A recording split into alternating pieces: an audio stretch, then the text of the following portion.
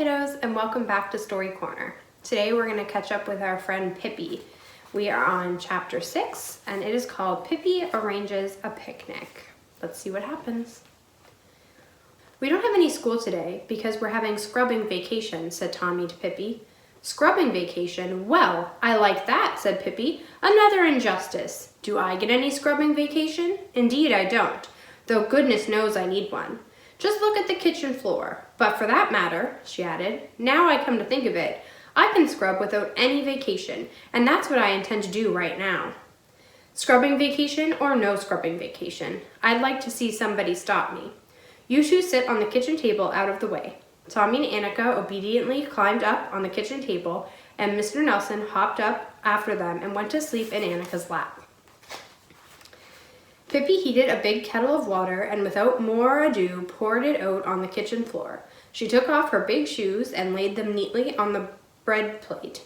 She tied 2 scrubbing brushes on her bare feet and skated over the floor, plowing through the water so that it splashed all about her. I certainly should have been a skating princess, she said, and kicked her left foot up so high that the scrubbing brush broke a piece out of the overhead light. Grace and charm I have at least, she continued, and skipped nimbly over the chair standing in her way. Well, now I guess it's clean, she said at last, and took off the brushes. Aren't you going to dry the floor? Asked Annika. Oh no, it can dry in the sun, answered Pippi. I don't think it will catch a cold so long as it keeps moving. Tommy and Annika climbed down from the table and stepped across the floor very carefully so they wouldn't get wet. There's the picture of Pippi.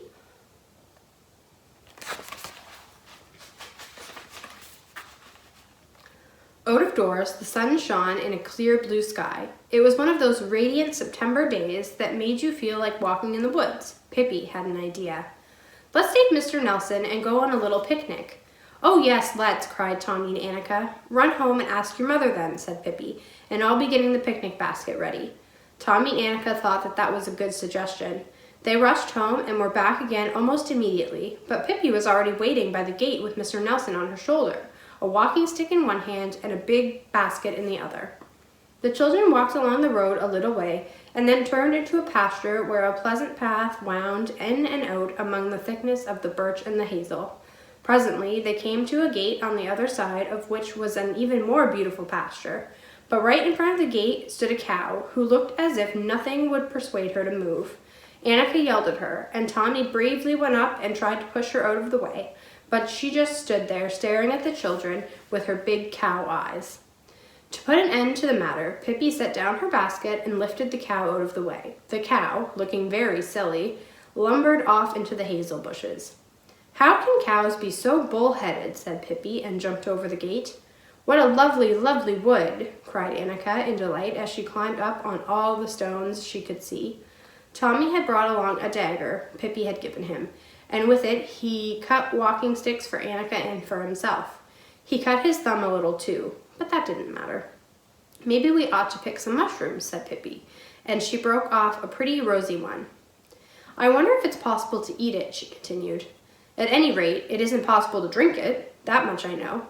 So there's no choice except to eat it. Maybe it's possible.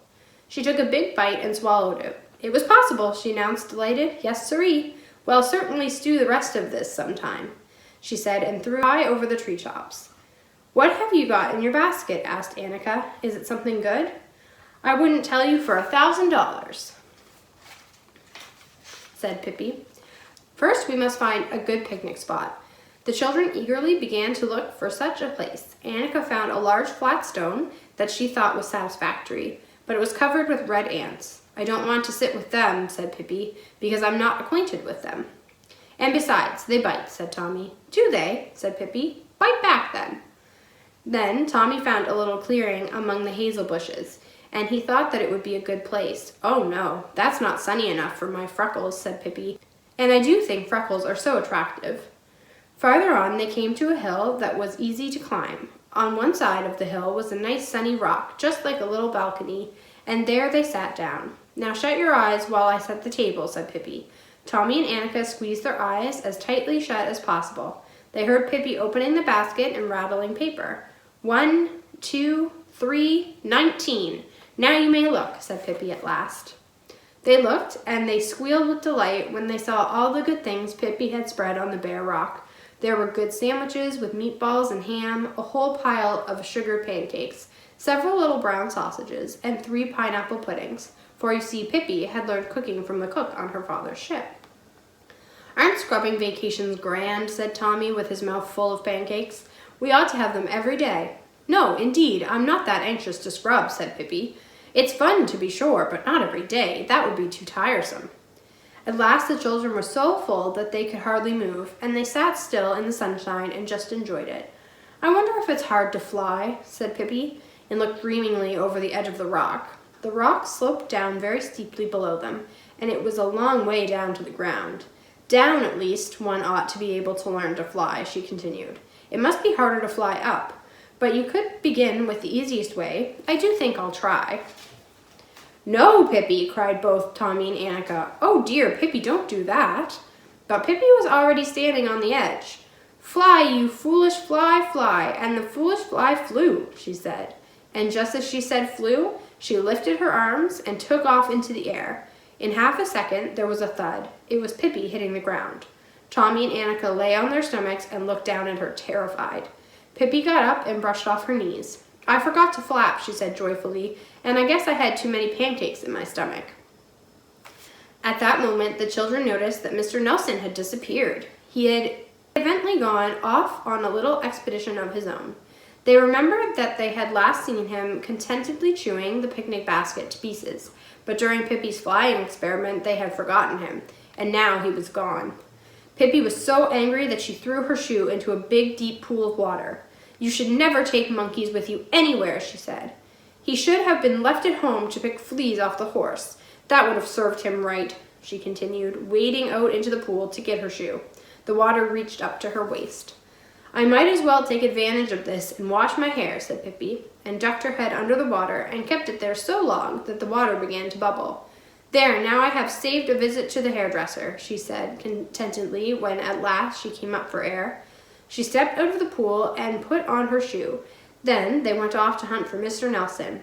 "Hear how it squeaks when I walk?" laughed Pippi. "It says cliff-claff in my dress and swish-swish in my shoes. Isn't that jolly? I think you ought to try it too," she said to Annika, who was walking along beside her with her lovely flattened hair, pink dress, and a little white kid shoes. "Some other time," said the sensible Annika. They walked on.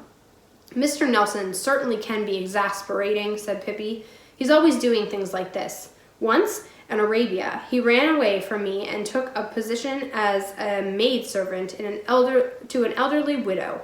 That last was a lie, of course," she added after a pause.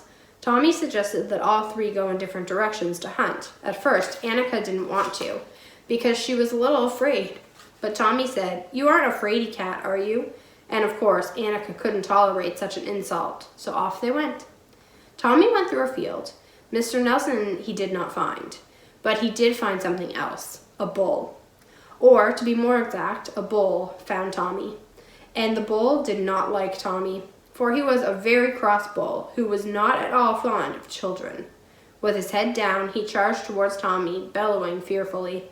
Tommy let out a terrified shriek that could be heard all through the woods. Pippi and Annika heard it and came running to see what was the matter. By that time, the bull had almost reached Tommy, who had fallen head over heels over a stump. "What a silly bull," said Pippi to Annika, who was crying uncontrollably. "He ought to know he can't act like that. He'll get Tommy's white sailor suit all dirty. I have to go and talk some sense into that silly animal." And off she started. She ran up and pulled the bull by the tail. "Forgive me for breaking up the party," she said. Since she had given his tail a good hard pull, the bull had turned around and saw a new child to catch his horns. "As I was saying," went on Pippi, "forgive me for breaking up and also forgive me for breaking off." And with that, she broke off one of the bull's horns. "It isn't the style to have 2 horns this year," she said. "All the better bulls have just 1 horn, if any." And then she broke off the other horn too. As bulls have no feelings in their horns, this one didn't know what she had done. He charged at Pippi, and if she had been any other child, there would have been nothing left but a grease spot. "Hey, hey, stop tickling me," shrieked Pippi. "You can't imagine how ticklish I am. Hey, stop, stop, or I'll die of laughter." But the bull didn't stop, and at last Pippi jumped up on his back to get a little rest. To be sure, she didn't get much because the bull didn't in the least approve of having Pippi on his back. He dodged about madly to get her off, but she clamped her knees and hung on. The bull dashed up and down the field, bellowing so hard that smoke came out of his nostrils.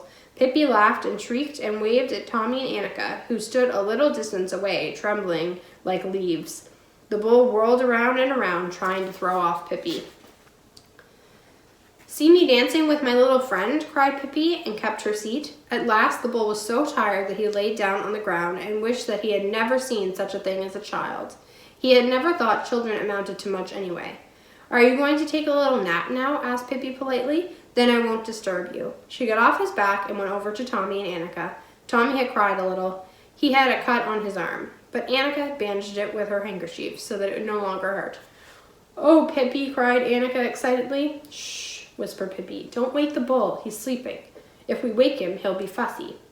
But the next minute, without paying any attention to the bull and his nap, she was shrieking at the top of her voice, "Mr. Nelson! Mr. Nelson! Where are you? We've got to go home!"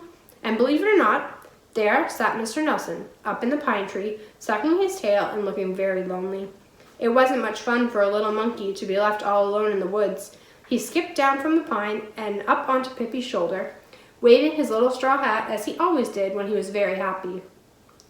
"Well, well, so you aren't going to be a maidservant this time," said Pippi, stroking his back. "Oh, that was a lie, that's true," she continued. "But still, if it isn't true, how can it be a lie?" she argued. "You wait and see. It's going to turn out that he was a maidservant in Arabia after all, and if that's the case, I know who's going to make the meatballs out of our house hereafter." And then they strolled home, Pippi's dress and shoes still making a squish-squish.